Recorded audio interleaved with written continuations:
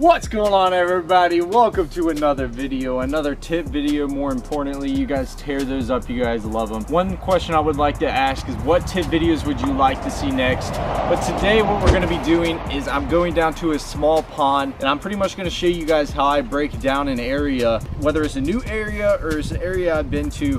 Pretty much how to break down small ponds and how to fish small ponds and how I go about it. So let's go ahead and go down to the pond, baby. Just got down to this pond right here, and as you can tell, it's just a small little area. Most of you guys are probably going to be fishing some smaller ponds. This pond right here is very small. When I come to a new location or when I come down to a pond, there's a few things I really look at even before I make a cast. Obviously, when I'm looking at the pond right here, just a smaller area, very isolated place, there's not really much going on. And as you guys can tell, you know, I see a few things that really catch my eye. One, I see a tree over there in the water. As you guys can tell over there, that's one of the main focuses. I see a tree. Another thing is I see these trees that are hanging over the water back in that corner. So that's going to tell me one thing. On a sunny day, those trees are going to cast a shadow out in that water, and it's going to be an area where the sun's not beaming down. So there's going to be a lot of shade over there in that corner. Then you got a big old tree laying down in the water that those bass are going to suck up against. I don't care if it's cloudy, sunny. On a sunny day, more importantly, they're going to tuck up under that tree. But most of the time, especially largemouth bass, they love trees, they love wood. As I look around the pond, I really don't see much. You know, I don't see much more. As I start to cast, I'll realize that, oh, there's some grass right here. Oh, there might be some like rocks underneath the surface. But there is one thing I see right here. As you guys can tell, there's two little stumps or two little pieces of wood that are sticking out of the water, and they're just kind of out there by themselves. They're very isolated, and bass love that stuff. If you guys ever see anything isolated in the middle, whether it's like a little twig sticking up out of the water, maybe there's like a tree stump or a tree that's sticking out of the water, you need to throw at that. Like that right there, you know, that's just a little piece of wood. I'm going to be starting off with a spinner bait. What I tend to do when I go to these little areas is I start off with a moving bait first and see how active those fish are. If the fish aren't like wanting to really cooperate with me, they're not really trying to bite, it's, you know, I might switch over to, you know, a slow working bait. You know, I'm gonna switch over to, you know, my soft plastics, my crawls, my worms, that whole deal, and that's what I'm gonna do. But when I first go to a location, I usually start off with a moving bait first to see if I can catch those active fish, and then throughout the day I'll slow down and throw me a worm. And it all depends on the conditions. Like if it was bluebird skies out here, super hot, I wouldn't even start off with this. I'd probably just go ahead and move over to my crawl or my worm. If you guys want to check out my other tip video where I talked about my crawl, where you can pretty much work it all different ways, that's another good option, especially if it's super sunny outside but you want something to throw around moving anyways. But as you guys can tell, that isolated cover right there, I got this old spinner bait, some Colorado blades, and then I actually painted some of the blades red. This is the Fish Head spinner baits Primal series with a little trailer hook on it. You got this very dirty water, you got a little bit of cloud cover in the sky, not too much sun, no wind at all, but I'm gonna slow roll this through. Let's make a cast right out there. I promise you guys, like 90% of the time there's gonna be a fish on structure like this, or these little trees. There's gonna be a fish on that stuff. Maybe he's not wanting something moving today, because I promise you, especially in a small pond like this, there's not going to be too much. You know, maybe some ponds that people go to, there's going to be a lot of laydowns in the water. Maybe there's a lot of rock, you know, who knows, whatever it is.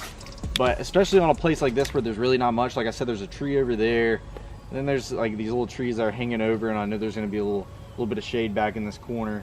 But you know, the one thing is there's not too much stuff for these fish to hide on. There's not many rocks. I haven't seen any rocks at all. You know, there's not too many trees. So when I see something like that, I'm 100% casting at it. But I'm just gonna start going down this bank right here, fan casting, see if they're gonna try to eat this moving bait. So I've been throwing this around for quite a second. I didn't have any bites on it. I'd really like there to be some wind out here, especially when throwing a spinner bait. It's just something I had on my rod, and I was like, I'm gonna take it down here and throw this as my, you know, moving bait and see if I can catch any active ones. But I'm actually gonna cut this off, tie on a Texas rig, put a regular Zoom speed crawl on there, and we're gonna go around and catch some fish. We're gonna work it on the top, we're gonna walk it on the middle and on the bottom, and see if we can catch some of these fish out here. Instead of a Zoom speed crawl, I actually got a little rage crawl on. Got a little lead bullet weight, little EWG 3-aught hook. I'm gonna go down this bank, cover some water with this thing. I'm actually gonna reel it at the top of the water to start off with, especially in this little, actually had something hit it right there. Right away, right off the bat. It's gonna cover a lot of water.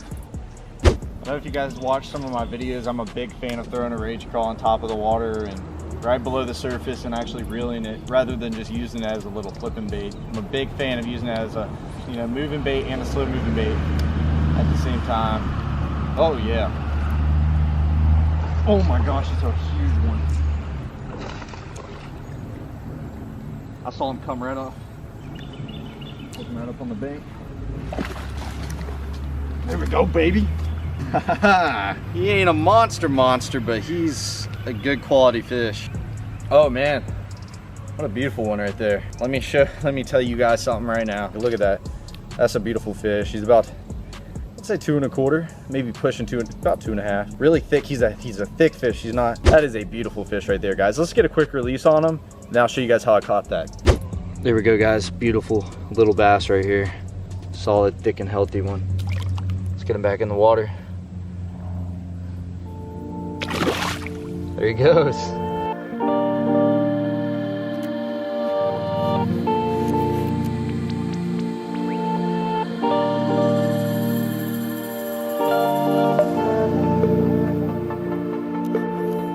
So everyone, at the beginning of the episode, I threw my spinnerbait past that little isolated cover, and how I was talking about that when pretty much you see, you know, any sticks or anything literally sticking up by itself out there in the middle or whatever it is, majority of the time you're gonna catch, you know, a big fish on that stuff. So what I did is I casted this crawl past that really at the top of the water a couple of times. He didn't even, you know, it didn't even phase him.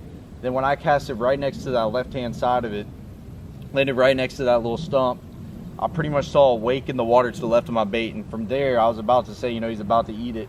I felt him tick it one time and he had it. That just shows, you know, when you pinpoint that type of stuff when you're coming to these ponds, it's pretty much like a given. Like, you know where the fish is going to be, especially when you throw the right bait in there. But let's continue to work down this side, back in this corner, and back to where this tree's at.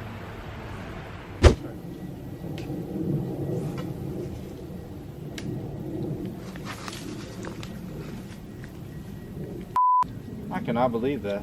Guys, I cannot believe that. That's unbelievable.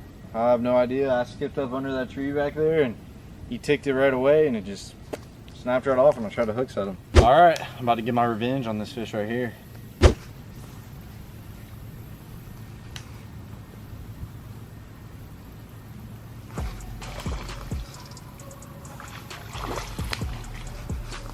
That was the awkwardest hook set I've done in a minute. I'm like under some trees. It's really hard to hook set back here. But wow, second fish of the day. Exactly where I called him out. I said there was going to be one on that tree right when I got out here. Just like I did on that little isolated stump over there. In both the locations, there was some fish on. As you guys can tell, a little pretty dark bass right there. Right off that tree. But I promise you, he's not the only one. So when you're fishing places like this, don't be afraid to go throw multiple casts. Because like a big tree like that, especially in a small pond, a small location like this, isn't just going to have one fish on it. It's going to have multiple. I guarantee you that 100%. Whether you can get them to bite or not, but after you catch one, I would continue to cast there and see if you can pick another one off, because that took me about 7 more casts after I broke off to even get another bite off that tree. But then I did right when I threw in there. That's how I caught that bad boy. Oh, God.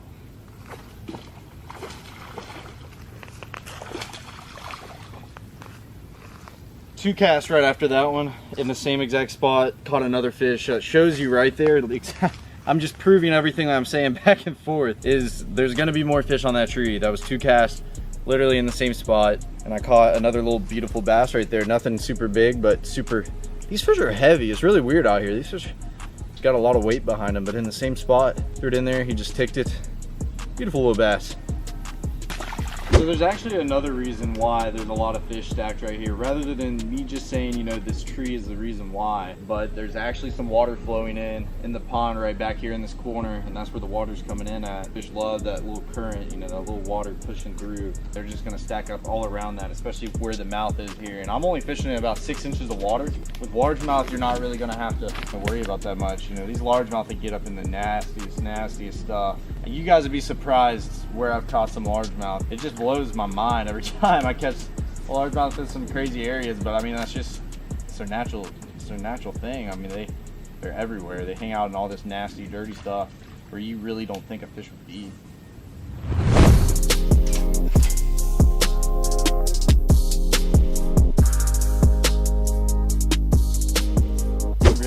attention to these corners in these ponds.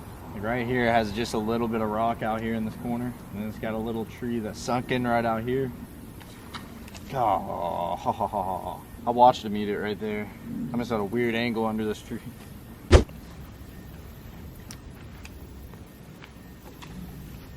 Right in the corner where I said he was gonna be. He's a little baby guy, I can tell you that. I could tell how he was hitting it. Never got the bait all the way. Let's throw it back in there. When you get a bite, make sure you throw it back in there.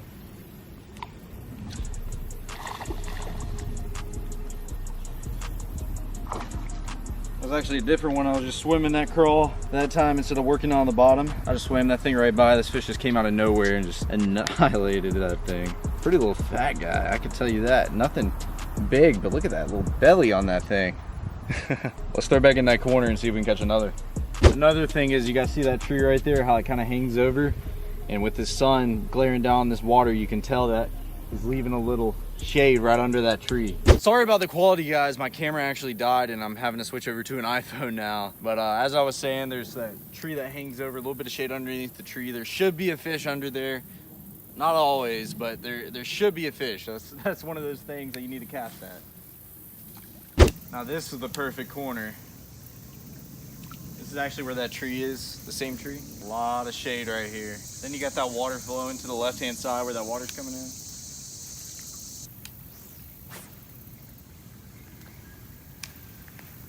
Oh my. That was insane.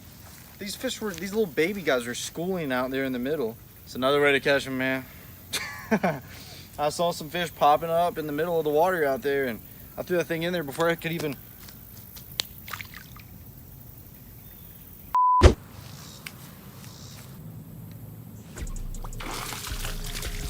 Just like that.